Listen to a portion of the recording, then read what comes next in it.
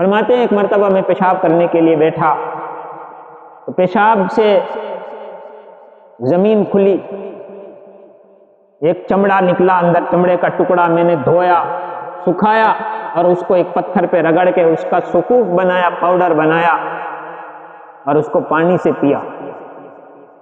یہ نوبت دیکھیے صحابہ نے، یہ زمانے دیکھے صحابہ نے، درختوں کے پتے چبائے صحابہ نے دین کی خاطر۔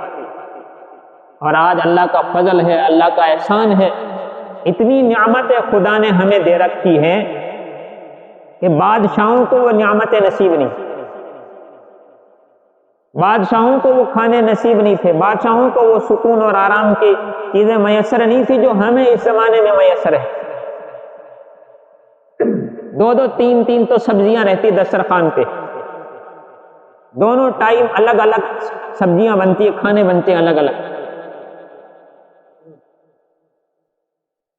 اور یہ چمڑے کو، وہ بھی زمین میں پتہ نہیں کتنا پرانا ہوگا، اس کو دھو دھا کے، اس کو پیس کے، اس کا سکوک بنا کے پھانک رہے، اور پھر لیکن دین چھوڑنے کے لیے تیار ہے۔ ہم دین دنیا کی وجہ سے چھوڑتے ہیں، ہم اللہ کے راستے میں دنیا کی وجہ سے نہیں جاتے۔ ہم نماز چھوڑ دیں دکان کی وجہ سے، نماز چھوڑ دیں کھیت کی وجہ سے، نماز چھوڑ دیں کاروبار کی وجہ سے، لیکن یہ دین چھوڑنے کے لیے تیار نہیں، بھوک کی وجہ سے۔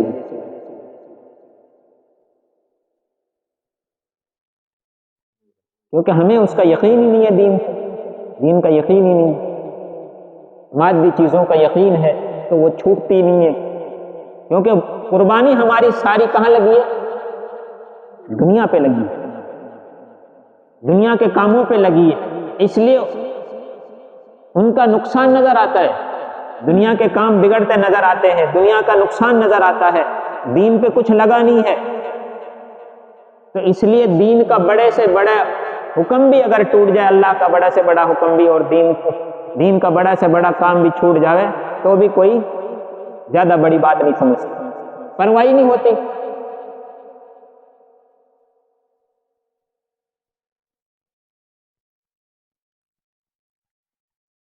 حضرت عمر ابن جموح رضی اللہ عنہ کی بیوی اونٹ پر ادھر بھی بوجھ لٹکائے ہوئے، ادھر بھی بوجھ لٹکائے ہوئے، جنگ احد کے دوسرے دن حضرت عائشہ رضی اللہ عنہ نے پوچھا کہ اس میں کیا ہے؟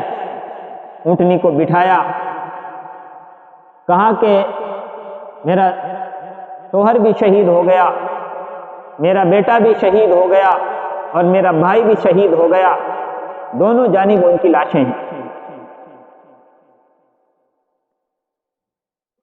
دونوں جانب۔ ایک عورت اپنے شوہر کی، اپنے بھائی کی، اپنے بیٹے کی لاش اونٹ پہ لٹکائے ہوئے ہے، ایک معصوم بچہ کسی کے یہاں اس کا انتقال ہو جائے، گھر پہ چولہے نہیں سلگتے، نمازیں چھوٹ جاتی ہے، جس کے گھر میں تین تین جنازے ایک دن میں، اس پہ کیا گزر رہی، وہ کیسی ماں ہوگی، وہ کیسی بیوی ہوگی، کیسی بہن ہوگی، وہ جو بھائی کا جنازہ بھی لٹکائے ہوئے ہے، شوہر کا بھی اور بیٹے کا بھی، کوشش کر رہی ہے مدینہ لانے کی، لیکن اونٹنی چلتی ہی نہیں ہے۔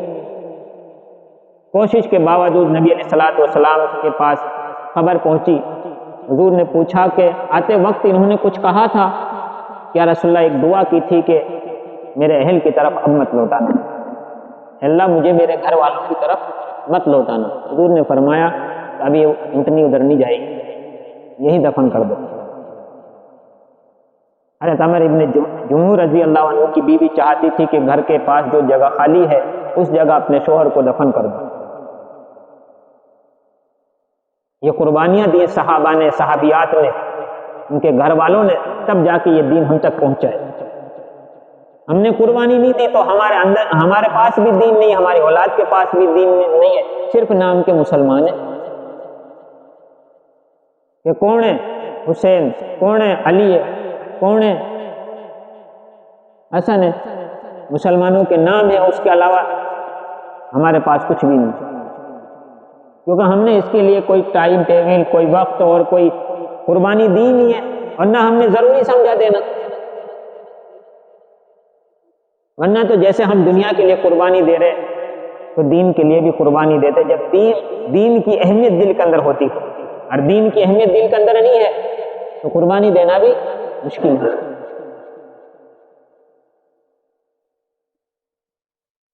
اس لیے اپنی نسلوں میں دین لانا ہے، اپنے اندر اپنی زندگی میں دین لانا ہے، اپنے گھر میں دین لانا ہے۔ تو میرے بھائیوں، بیٹھے بیٹھے تو یہ ہماری 60-70 سال کی عمر ہو گئی ہے، اب تک نہیں آیا تو آئندہ بھی آنے والا نہیں۔ دین تو دین کی محنت سے آئے گا، دین تو کوششوں سے آئے گا۔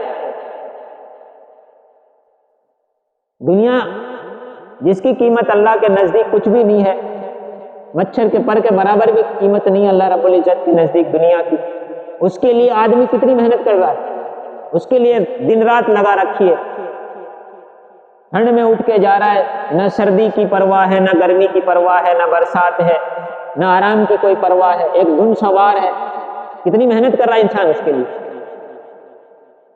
تو دین کے لیے کتنی محنت کی ضرورت ہے۔ تو میرے بھائیوں، بغیر محنت کے نہیں آئے، کریں گے انشاءاللہ۔ تو بتائیں اب کون کون تیار ہے 4 مہینے کے لیے؟ ابھی اجتماع سے نقد بولو 10 تاریخ سے۔